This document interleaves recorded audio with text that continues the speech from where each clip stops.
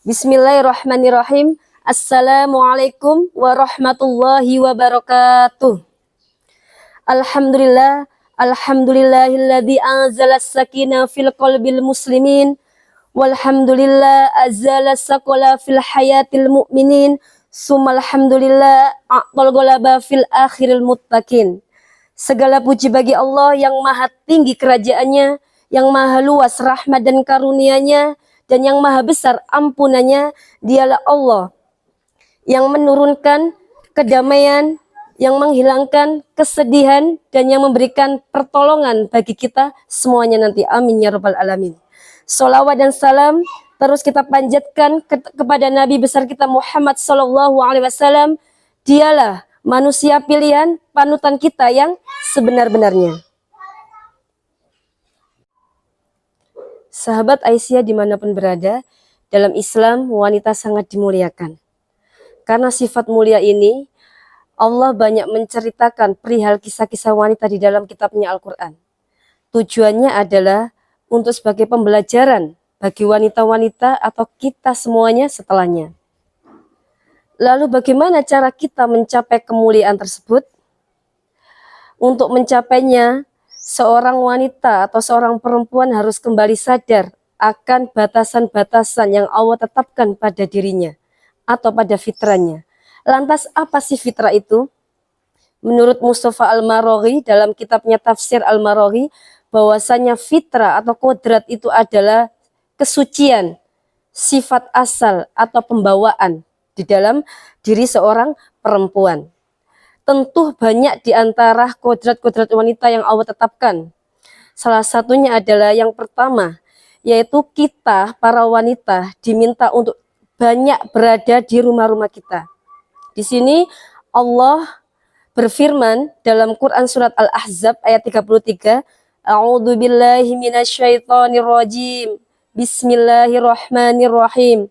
Wa qarna fi buyutikunna wa la tabarrajna tabarrujal jahiliyatil ula wa aqimnas shalah wa atina zakah wa atina Allah wa rasulah. Innama yuridullah liyudhiba ankumur rizza ahlal bait wa yutahhirukum tathhira. Kata Allah, dan hendaklah kalian para perempuan tetap berada di rumah-rumah kalian, dan janganlah kalian berhias, bersolek, bertingkah laku jahiliyah seperti wanita-wanita jahiliyah pada zaman dahulu. Tegakkanlah sholat, tunaikanlah zakat, taatlah terhadap Allah dan Rasul. Sesungguhnya Allah hendak berbuat baik kepadamu dengan cara membersihkan dosa-dosamu, wahai ahlul bait, dan mensucikan dirimu sesuci-sucinya. Apakah itu artinya Allah melarang kita para wanita untuk keluar rumah, untuk bekerja di luar rumah? Tentu tidak. Allah tidak melarang kita untuk keluar rumah. Kenapa? Karena Allah lebih mengetahui keadaan kita. Allah paham betul apa yang kita alami di dalam kehidupan kita. Bagaimana dengan seorang perempuan yang ditinggal mati suaminya, sementara ia harus menafkahi, memberikan makan, pakaian terhadap anak-anaknya. Bagaimana seorang wanita yang ditinggal mati walinya, ayahnya, sementara ia harus membantu ibunya dan adik-adiknya untuk tetap makan setiap harinya. Bagaimana dengan kita yang masih butuh sekali tolabul ilmi atau mencari ilmu? Tentu hal ini tidak mengapa dilakukan, dengan syarat jika seorang perempuan bekerja di luar rumahnya, maka dipastikan dia mendapatkan izin dari orang tuanya, dari suaminya, dan pekerjaan yang dilakukan tidak melanggar syariat agama Islam. Selanjutnya fitrah atau kodrat yang kedua adalah 4M. Mengandung, melahirkan, menyusui, dan merawat. Tentu ini merupakan tugas yang mutlak dan berat bagi seorang perempuan, yang mana tugas ini tidak bisa diwakilkan oleh seorang laki-laki. Di sini Allah menggambarkan bagaimana beratnya seorang perempuan atau seorang ibu ketika melahirkan, menyusui, dan mengandung serta merawat. Dalam Quran surat Al-Luqman ayat 14 Allah berfirman, A'udzu billahi minasyaitonir rajim. Bismillahirrahmanirrahim.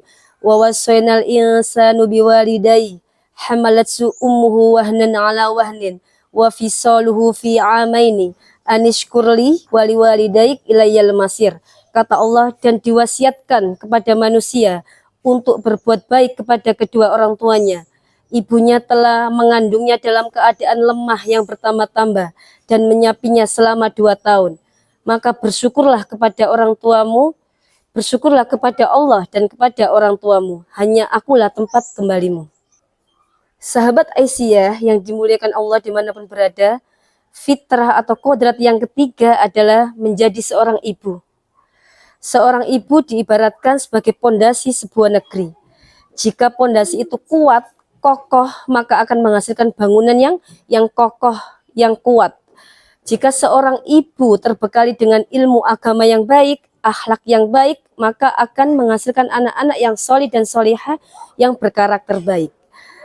Menurut Ahmad Shauqi, seorang penyair muslim, mengatakan, al-ummu madrasatun idza a'datal sa'ban thaibal a'raq. Ibu adalah sebuah madrasah. Jika engkau mempersiapkannya dengan baik, dengan benar, maka engkau telah mempersiapkan sebuah negeri yang baik. Fitrah yang keempat adalah menjadi makmum. Seorang wanita atau perempuan boleh menjadi unggul, boleh berprestasi, berdaya. Untuk siapa? Untuk kepentingan dirinya, kepentingan keluarganya, dan kepentingan umat.